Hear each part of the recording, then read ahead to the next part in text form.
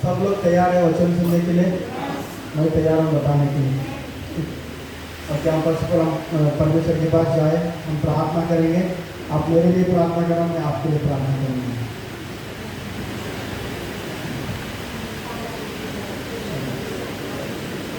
सर्वशक्तिमान परमेश्वर, इस समय आपको धन्यवाद देता परमेश्वर।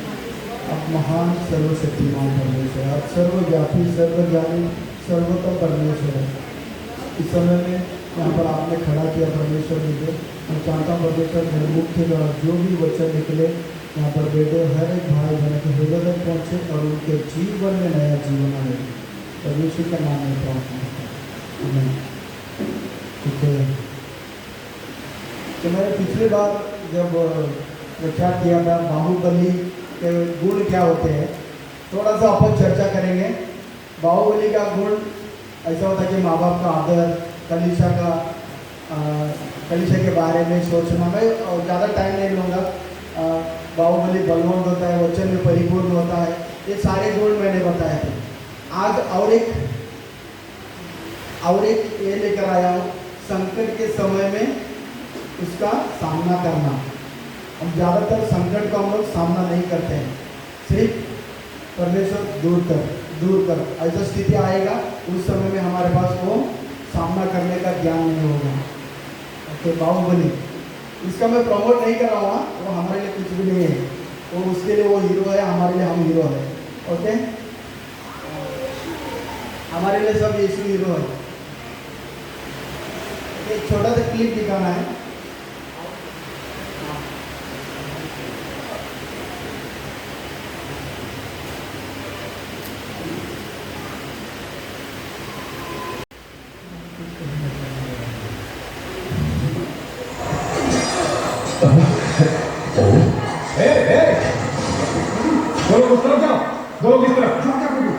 और 10 लोग यही बनी को। हाँ सबने देखा है, वो अपने आप में क्या था, एक क्षत्रिय था और वो सर्वशक्तिमान समझता था, लेकिन वो उस समय में क्या था, वो संकट से लड़ने के लिए आगे नहीं गया। सिर्फ उसने क्या, वो डायलॉग मारा, शोले पिक्चर का डायलॉग मारा उसने, आधे इधर जाओ आधे इधर, बाकी मेरे पीछे आओ। उसने ऐसा वाला डायलॉग मारा होता 10 जन उसके सामने खड़ा करने के लिए, लेकिन वो संकट से क्या, वो लड़ाई करने के लिए, वो सामना करने के लिए खड़ा नहीं था। और वचन के द्वारा देखेंगे, एक संकट के द्वारा वो जो बाहुबली जिस रीति से उसने संकट का सामना किया, अंत में उसने वो हासिल किया उसने। और सबके पास बाइबल है, इसके पास है वो अय्यूब की किताब हम खोलेंगे।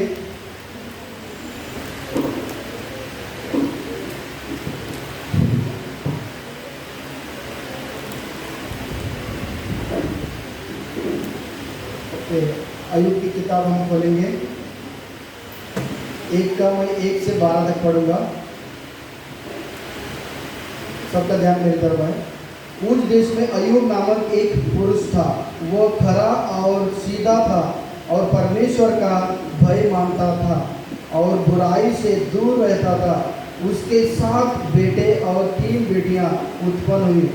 उसके 7,000 भेड़ बकरियां, 3,000 ऊँट, 500 जोड़ी बैल और 500 गधियाँ और बहुत से दास दासियाँ थी। वरन उसके पास इतनी संपत्ति थी कि पूर्व देशों के लोगों में वह सब से बड़ा था। उसके बेटे बारी बारी से एक दूसरे के घर में खाने पीने को जाया करते थे और अपनी तीनों बहनों को अपने संग खाने पीने के लिए बुलाया भेजते थे।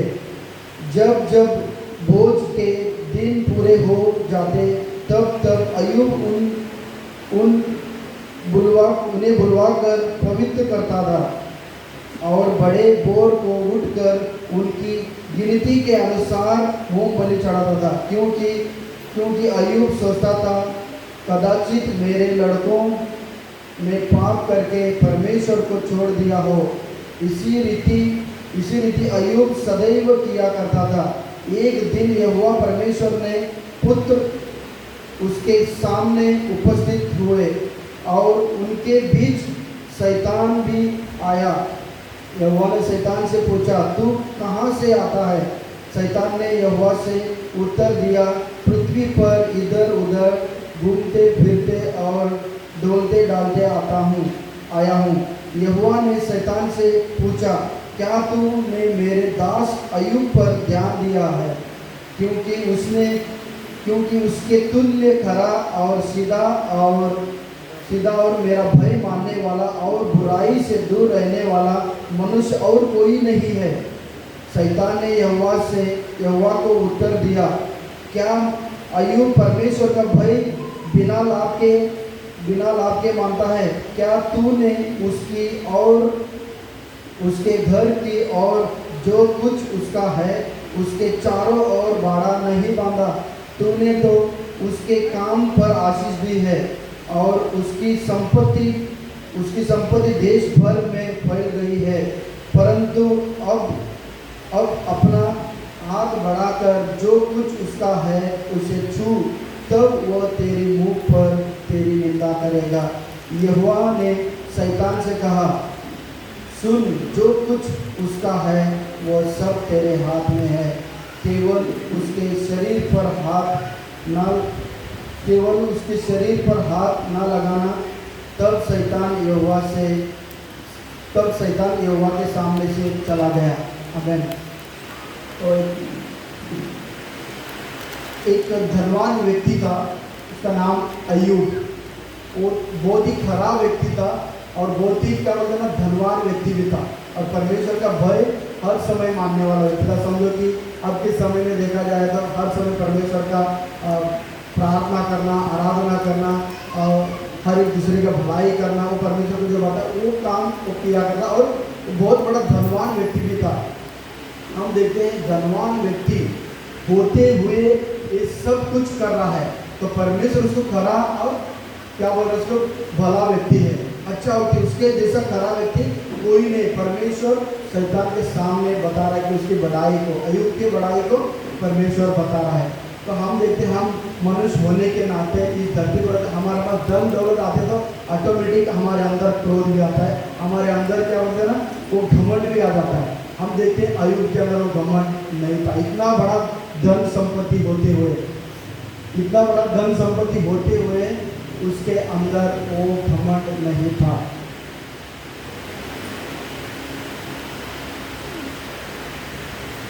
तो एक दिन परमेश्वर वहाँ पर स्वर्ग में है, वहाँ पर परमेश्वर का पुत्र है और वहाँ पर शैतान, समझो कि वहाँ पर एक सभा था होगा, वहाँ पर शैतान भी हाजिर हो गया। तो परमेश्वर ने बड़ाई करके अय्यूब का जिक्र किया वहाँ पर, और शैतान ने वहाँ पर क्या किया, तू तो सब कुछ उसे दिया है और इसके लिए वो तेरी बड़ाई करेगा ही, तो सब कुछ लेकर दिखा और वो तेरा निंदा तेरे मुंह पर करेगा।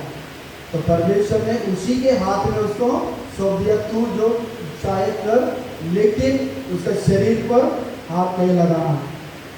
तो शैतान वहाँ से चला गया और अपना तैयारी करने लगा, किस रीति से इसको मैं हिला सकता हूँ, किस रीति से इसे मैं परमेश्वर पर उंगली दिखाने वाला, संकट का न सहने वाला बना सकूँ, संकट को सामना नहीं करने वाला वैसा बना सकूँ। तो उस कार्य में वो लग जाता है।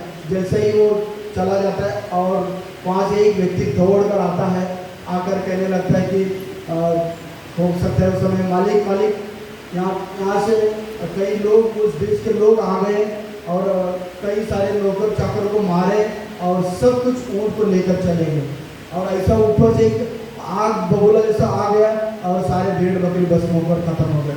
यहाँ पर हम देखते हैं कि हर समय एक ही व्यक्ति भाग कर आ रहा है। देखो किस रीति से वहाँ पर चाल खेला जा रहा है, सबके साथ में सब खत्म हो रहा है लेकिन एक ही आदमी बच रहा है। एक समय एक व्यक्ति आकर बताता है, तेरा सब कुछ ऊँट कोई लेकर चला गया, हमको सब बाकी लोगों को मारा लेकिन मैं अकेला बच गया। थोड़ा सा दुख हुआ होगा। और कोई भाग कर आता है और कहता है कि तेरा भेड़ बकरी जितने भी थे ऊपर से आग आया और भस्म हो गया और खत्म हो गया, मैं अकेले ही बच के आया, और थोड़ा सा दुख हुआ होगा। और कोई भाग कर आता है कि कहता है कि बाकी जो मैं हल जोत रहा था वहाँ पर बैल को कोई आकर मारे और सब कुछ खत्म कर चले गए। और एक ही आदमी आकर बार बार बता रहा है, तो थोड़ा थोड़ा करके कितना उसको क्रोध हुआ होगा, कितना उसको दुख हुआ होगा, फिर भी उस सब कुछ सहते हुए वो खड़ा है। और आगे हम देखते हैं एक व्यक्ति और दौड़ कर आता है, आपके बेटे बेटियां सब कुछ खत्म हो गए, ऐसा बाढ़ आया, ऐसा तूफान आया, वहाँ पर एक घर गिर कर, घर के अंदर जहाँ पर बैठ कर वो खाते पी रहे थे, तो घर गिर गया और सब लोग खत्म हो गए। तो सुनकर उसको कितना दुख हुआ होगा, फिर भी दौड़ा, अपना सर उड़ाया और परमेश्वर के सामने बैठकर परमेश्वर की बड़ाई करने लगा। परमेश्वर क्या लगा, परमेश्वर सब कुछ तूने दिया और सब कुछ तूने लिया, परमेश्वर तेरा धन्य हो। उसने सब बातों में परमेश्वर पर उंगली नहीं उठाई, सब कुछ खत्म हो गया। हम देखते हैं हमारे जीवन में छोटा सा बिजनेस में हो या नौकरी में थोड़ा सा भी आँच आएगा तो हम क्या कर लेते हैं, अपना ताकत लगा देते हैं। अपना ताकत लगाकर हम उसको क्या बोलते हैं ना, अपना गेम खेलने के लिए, किस रीति से मैं वहाँ से प्राप्त करूँ, किस रीति से मैं धन वहाँ से प्राप्त करूँ, किस रीति से मैं अपना संपत्ति इकट्ठा करूँ, हम सोच में लग जाते हैं। यहाँ पर अय्यूब ने ऐसा नहीं किया, परमेश्वर को महिमा देता रहा, परमेश्वर को उसने बढ़ाई करता रहा। हम कहीं के बाद हम भी इस क्षेत्र में बिजनेस हो, कोई भी कुछ में क्यों ना हो, तो हमें परमेश्वर भरोसा रखना है, परमेश्वर की महिमा करते रहना है, परमेश्वर पर उंगली नहीं उठाना है। तो उसने परमेश्वर पर उंगली नहीं उठाया तो उसने वहाँ पर एक बार विजय पा लिया। जैसे विजय पा लिया और कई दिनों के बाद में फिर हो सकता है वहाँ पर स्वर्ग में सभा लगा हो, फिर परमेश्वर के पुत्र है, फिर वहाँ पर शैतान आता है और परमेश्वर बढ़ाई करके अय्यूब का नाम फिर से वहाँ पर दर्शाता है, फिर से दर्शाता है, देखा मेरा बेटा कितना खरा है, कितना सीधा है, तूने कहा था कि उसका सब कुछ खत्म कर मुझ पर उंगली करेगा, तूने मेरा उसको सत्यानाश करने के लिए कहा, लेकिन फिर भी वो मेरी महिमा करता रहा। जब वो बताया तो परमेश्वर ने शैतान को बताया, शैतान ने फिर उसने कहा कि तूने तो उसे हट्टा कट्टा रखा है, तंदुरुस्त रखा है, इसके लिए वो तेरी महिमा करेगा, और तू उसके चमड़ी पर हाथ लगा, उसके हड्डी पर हाथ लगा, वो देखना किस रीति से तेरे मुंह पर वो निंदा करेगा। तो परमेश्वर ने बोला चल ये भी मौका तुझे दे दिया। तो जैसे ही वो फिर से अपना टेक्निक लगाता है, किस रीति से उसको करे, उसको बीमार में डाले, किस रीति से उसको छुए, तो जैसे ही हम देखते हैं कि वचन में कहा है कि पैर की तलवे से लेकर चोटी तक उसको पोलिया आ गई, बीमार हो गया और राख में बैठकर वो ठिकरा से ठिकरने लगा। फोटो दिख रहा है, तो राख में बैठकर ठिकरने लगा, तो फिर भी उसने परमेश्वर को उंगली नहीं उठाया। तो जैसे ही हम आगे देखते हैं उसकी पत्नी आती है, और उसकी पत्नी आती है, आकर उससे कहते हैं कि अभी भी तुझे परमेश्वर का महिमा करना है, तुझे अभी भी करना है, परमेश्वर का बढ़ाई करना है, छोड़ जाने दो, अब क्या कर, परमेश्वर को बुरा भला बोल और परमेश्वर को बुरा भला बोल और या मरता तो मर जा तू। उसने इस रीति से शब्द अपने पति के लिए वापरा। तो अय्यूब ने वहाँ पर कहा कि सिर्फ हम वहाँ से खुशी लेने के लिए ही नहीं, खुशी लेने के लिए नहीं, दुख भी हमें सहने के लिए है। तो उसने, तू एक मूडी स्त्री है, समय के अनुसार हवा आने के जैसा तो झोंके जैसा फिर जाती है, लेकिन ऐसा नहीं है, परमेश्वर की तरफ से सिर्फ खुशियाँ ही बांटना नहीं है, खुशियाँ ही बटोरना नहीं है, कष्ट भी बटोरना है, कष्ट भी बटोरना है, उसको समझाता है।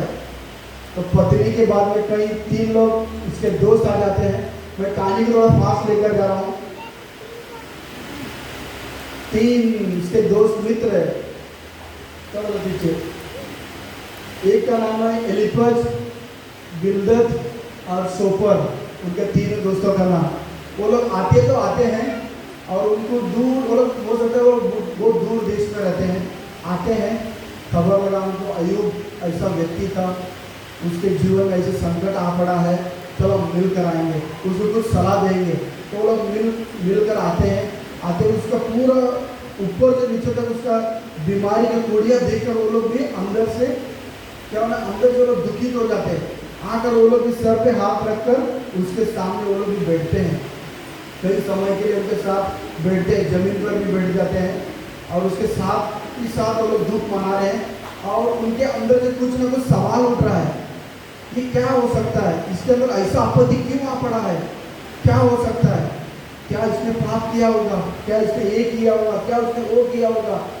तो वो लोग मन ही मन में सवाल ढूंढ रहे, किस रीति से उससे बात करना है। पहले आए तो आए, शांति से बैठे, और उनके अंदर से एक व्यक्ति खड़ा होकर कहने लगा कि क्या हम आपसे एक दो बात कर सकते हैं। तो उसने बोला कि हाँ पूछ सकता है, बोल सकता है, लेकिन तू गुस्सा नहीं होना।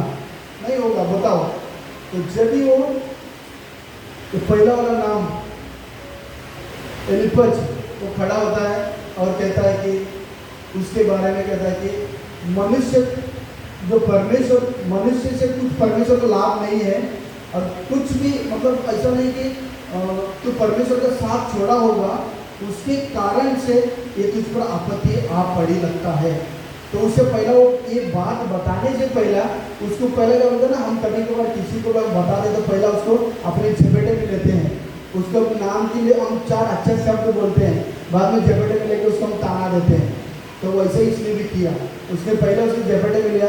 तू तो ऐसा व्यक्ति था, गिरते हुए को तूने अपने वचनों के द्वारा, अपने शब्दों के द्वारा तूने खड़ा किया है, और लड़खड़ाए व्यक्ति को तूने वचनों के द्वारा तूने सीधा किया है। ये सब कुछ है, लेकिन ये तुझ पर क्यों आ पड़ा है। उन लोग इतना ही सोचते थे कि परमेश्वर न्यायी है, परमेश्वर तो बुद्धिमान है, परमेश्वर न्यायी भी है, और जो क्या बोलते हैं ना गलती करता है उनके लिए वो दंड है ही है, जो अच्छा करता है उनके लिए अच्छा ही है, ये सोचते थे लोग। लेकिन उनका सोच इतना ही था और आगे नहीं था। उसके कारण से उसने बोला कि परमेश्वर को नहीं, तूने कुछ बुरा किया होगा, इसके कारण से तुझ पर ये आपत्ति आ पड़ा है।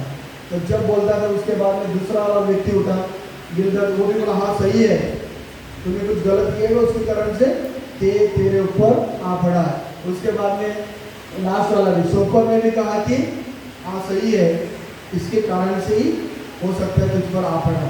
वो वहीं पर दुखित होकर और उसके सच्चाई के लिए, उसकी खराई के लिए वो सबके सामने बताने लग जाता है, मैंने तो अपने जीवन में कोई गुनाह या गलती ऐसा नहीं किया, परमेश्वर को भाने वाला ही काम किया हूँ।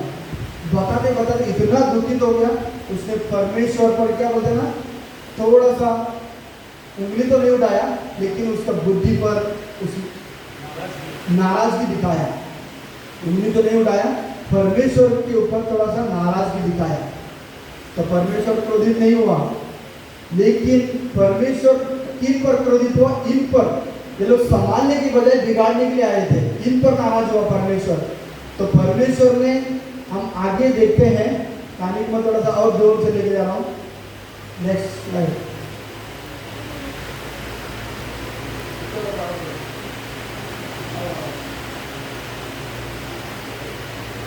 ये वाला।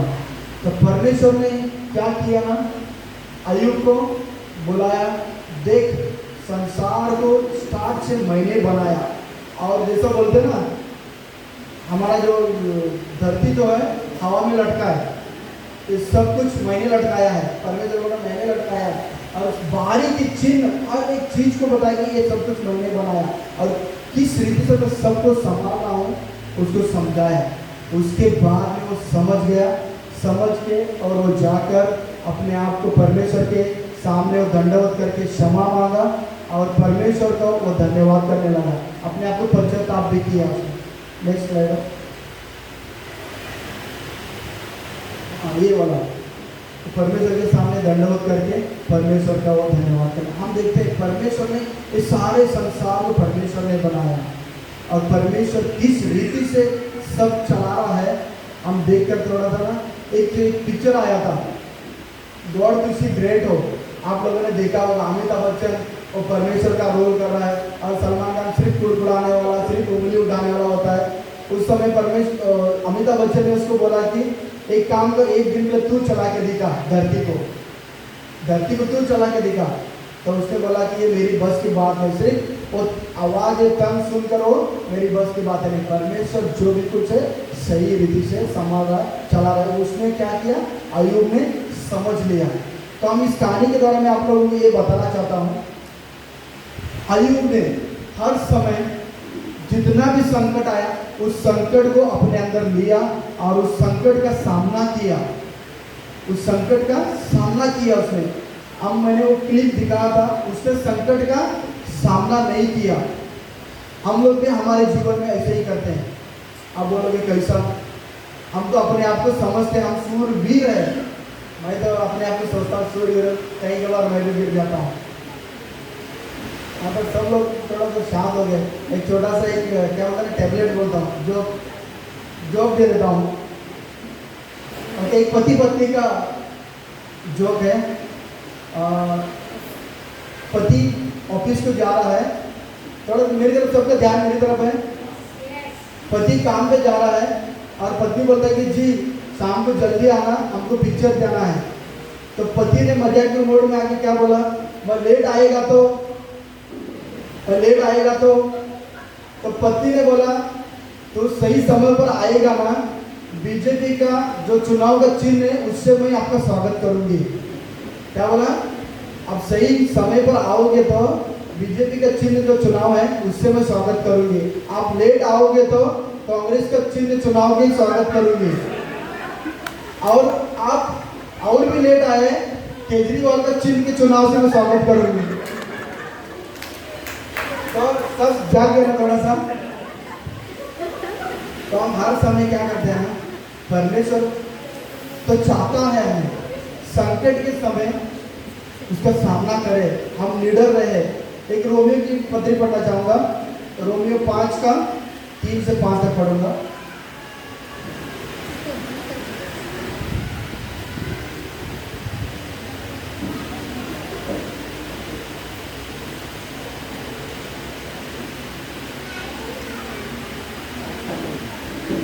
केवल रोमियो 5 का 3 से 4 तक पढ़ूंगा। केवल यही नहीं वरन हम क्लेश में भी घमंड करें, यह जानकर कि क्लेश से धीरज और धीरज से खरा निकलता और खरे निकलने से आशा उत्पन्न होती है।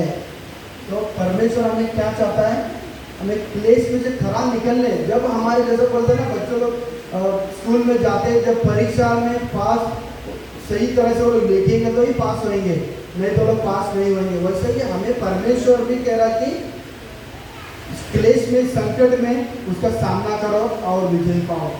और एक जगह में नए नियम में लिखा, परमेश्वर ने कहा कि जितना हम सह सकते हैं उतना ही परमेश्वर हम पर क्लेश आने देता है, उससे अधिक नहीं। हम सह नहीं सकते, उतना वाला बड़ा वाला आपत्ति हम पर आकर नहीं पड़ेगा। हम जितना सह सकते हैं, हमारा कितना शक्ति है उतना ही परमेश्वर हमें क्लेश में डालेगा और साथ में भी रहेगा। जैसे कि बोलते हैं ना, कोई लंगड़ा चल रहा है तो बाजू में कोई हाथ रखा है तो उसकी पूरा भरोसा किस पर है, वो बाजू वाले पर। वैसे ही परमेश्वर हमारे साथ साथ चलता है उस संकट में भी, तो विजय दिलाता है परमेश्वर। हमें उस विजय में पार करने, हमें तो आगे भेजता है लेकिन साथ साथ वो हमारे पीछे संभाल कर हमें विजय प्राप्त करने के लिए कहता है। तो हमें इस क्लेश में संकट में आगे जाने के लिए परमेश्वर कह रहा है। तो कभी कभार हम ज़्यादातर क्या करते हैं, परमेश्वर मेरा बिजनेस में ये थोड़ा प्रॉब्लम आ गया, परमेश्वर इस सब को दूर कर और मुझे क्या बोलते हैं ना ऐसा आशीषित दे, हम मांगते हैं। परमेश्वर ने कहा कि मेरे पास आओ मांगो तो मैं दूंगा। तो परमेश्वर इससे मुकरेगा भी नहीं, आएंगे मांगेंगे तो देगा। परमेश्वर के पास हम कहेंगे, परमेश्वर इस संकट को दूर करेगा। परमेश्वर बेशक दूर करेगा, लेकिन और आगे संकट आएगा, हम फिर जाते हैं और परमेश्वर से कहते हैं परमेश्वर ये संकट आया मुझ पर आप दूर कर। परमेश्वर दूर करेगा, लेकिन हम कब तक हमारा परमेश्वर दूर करता रहेगा। लेकिन हमें भी संकट का सामना करना है, संकट का सामना करना, हमें खरा मनुष्य बनना है, हमें विजय पाना है। मतलब फर्स्ट से लेके सेकंड में जाना, तो परीक्षा में लिखेंगे तो ही हम जाएंगे, नहीं तो क्या हो जाएगा, फर्स्ट का फर्स्ट में ही रह जाएंगे, सेकंड में हम जा ही नहीं सकते। परमेश्वर क्या करेगा, दूर करेगा संकट को, लेकिन परीक्षा में हम खरा नहीं निकल पाएंगे। तो खरा निकलना है तो जैसा एक बाहुबली अय्यूब, उसने खरा निकलने के लिए अपने आप को पूरा दे दिया, तो वैसा ही हमें परमेश्वर के लिए अपने आप को दे देना है। परमेश्वर के लिए अपने आप को देना, उस पर उंगली नहीं उठाना, और परमेश्वर जिस रीति से चला रहा है उस पर हमें क्या बोलना, मगन होना है, प्रेम रखना है, और हमें विजय मिलेगा। लेकिन परमेश्वर सिर्फ इतना ही कह रहा है कि हमें भी कई बार कदम बढ़ाने के लिए कह रहा है। तो हम कदम बढ़ाएंगे तो उस क्लेश का सामना करेंगे, हमारे लिए इजी होगा कि आने वाला क्लेश जब आएगा तो इसको मैं किस रीति से सामना करते हुए मैं विजय प्राप्त कर सकता हूँ। जब हम इसमें अपने क्या बोलते हैं ना, हम इसमें विजय पाएंगे, परमेश्वर वहाँ पर खुश होगा। नहीं तो हम वहीं का वहीं रह जाएंगे, परमेश्वर दूर करते रहेगा, दूर करते ही रहेगा। हम उतना वो ज्ञानवान, वो बुद्धिमान नहीं बनेंगे। जैसा अय्यूब ने उसका सामना किया, परमेश्वर के पास अपने पूरा कहानी में देखा कि उसने परमेश्वर से कहा कि परमेश्वर मुझ पर कोड़ी हुआ दूर कर, चंगाई मांगा उसने नहीं मांगा। और उसने कहा परमेश्वर ये क्या हो गया, ये सब कुछ खत्म हो गया, तूने क्या किया परमेश्वर? उसने कहा नहीं, उसने बोला परमेश्वर तूने दिया, तूने लिया, लेकिन तेरा धन्य हो, तेरा महिमा सदा हो।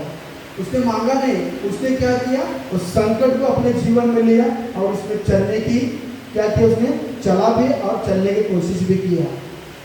तो हमें भी चलना है और चलने की कोशिश करना भी है, नहीं तो क्या हो जाएगा, ऐसे जो क्लेश आएंगे, ये खास करके नौजवान भी सुनो, ऐसे से कष्ट संकट आएंगे हमारे जीवन में, लेकिन उसका हम सामना करेंगे तो आगे हम विजय पाएंगे। और परमेश्वर भी खुश, और परमेश्वर स्वर्ग में खड़ा कर देखा, मेरा बेटा देखा, धरती पर उसके जैसा खड़ा और तुल्य मनुष्य कोई नहीं है। तो परमेश्वर स्वर्ग के स्थान में बैठकर हमारा नाम ऊंचा करेगा। नहीं तो हम दूर करेगा परमेश्वर, लेकिन वो कल ना वो खरा और कल सोने को जब काला होता है उसको आग में डालने से वो चमकता है ना, आग में डालने से ही चमकता है। हो सकता है उसको आग में डालने के द्वारा उसको कितना दुख होता रहेगा। आप समझो हम सोना है, उस आग में डालेंगे तो हमें कितना दुख होगा, जलना पड़ेगा, उसमें जलना पड़ेगा, तकलीफ होगा उसमें। बाद में उसके बाद में निखार आएगा। तो क्या हो जाए, निखार जब आएगा तो चमकने लगेगा। धरती पर भी हो, स्वर्गीय स्थानों में भी हो, परमेश्वर उनका नाम ऊंचा करेगा और उस पर गर्व करेगा परमेश्वर। मैं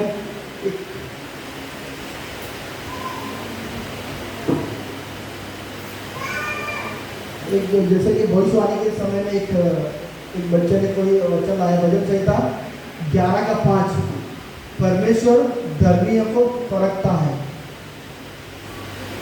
धर्मियों को परमेश्वर परखता है। हम यहाँ पर जितने भी बैठे हैं हम धर्मी है, हम बाहुबली है। कई सारे हमारे अंदर छोटे छोटे गुण जरूरत कमियां हैं, लेकिन हम परखने के द्वारा उस कमियों को हम पूर्ण कर सकते हैं। आमीन। इसके द्वारा उस संकट के सामना करने के द्वारा हम निकल सकते हैं और हम उस परमेश्वर का कि परखा जाएगा, उस परख में हम निकलेंगे तो हमारा चमक उठेगा।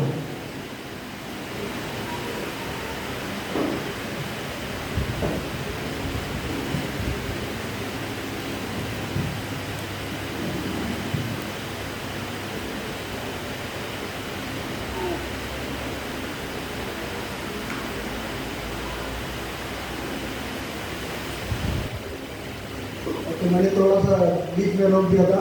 हम अपने आप को सूरवीर समझते हैं, लेकिन होते नहीं हैं। ऐसा थोड़ा सा भी संकट आ जाता है तो चलो मैं चर्च में नहीं जाता हूँ, क्या करूँ, मैं मुँह दिखाऊँ, कैसे दिखाऊँ। संकट तो इतना बड़ा कुछ नहीं है, कोई कुछ बोल दिया उसके कारण से भी हम हम परमेश्वर से नफरत करने लग जाते हैं। इस सभा तो परमेश्वर का है, हम जब मिलते हैं तब कलीसिया एक होता है, हम सब मिलने से कलीसिया होता है। तो हम आने से भी रोक लेते हैं, लेकिन वैसा नहीं करना हमको। ये कुछ बड़ा बात नहीं है, कुछ तो परमेश्वर की स्तुति करने के लिए जा रहा हूँ, परमेश्वर की महिमा करने के लिए जा रहा हूँ, परमेश्वर की बड़ाई करने के लिए जा रहा हूँ। अय्यूब की जिस रीति से वो संकट आया, ऐसा तो हमारे जीवन पे तो नहीं आया, सिर्फ कोई हम पर उंगली उठाया, उसी के कारण हम चलो मैं नहीं आता हूँ चर्च में, मेरा आने से क्या होगा उधर। मैंने भी अपने जीवन में थोड़ा सा मैंने शॉर्टकट में बताऊंगा, मैंने भी सोचा कि मैं कुछ नहीं हूँ, और परमेश्वर ने मुझे बताया कि राजेश भाई के द्वारा परमेश्वर के लिए तो बहुत कुछ है। तब मैंने जान लिया कि मैं बहुत कुछ हूँ। जैसे कि उसने उस कहानी में वो जो क्लिप दिखाया था, वो पहला तो डरपोक था, और उसने कहा कि आधे इधर जाओ आधे इधर जाओ, बस मेरे सामने खड़ा हो जाओ। वो संकट का सामना नहीं कर सका, लेकिन जब बाहुबली उसको उसने टिक दिया, तेरे अंदर वो क्षत्रिय अंदर, तेरे अंदर वो ये है, हिम्मत है, तो कर सकता है।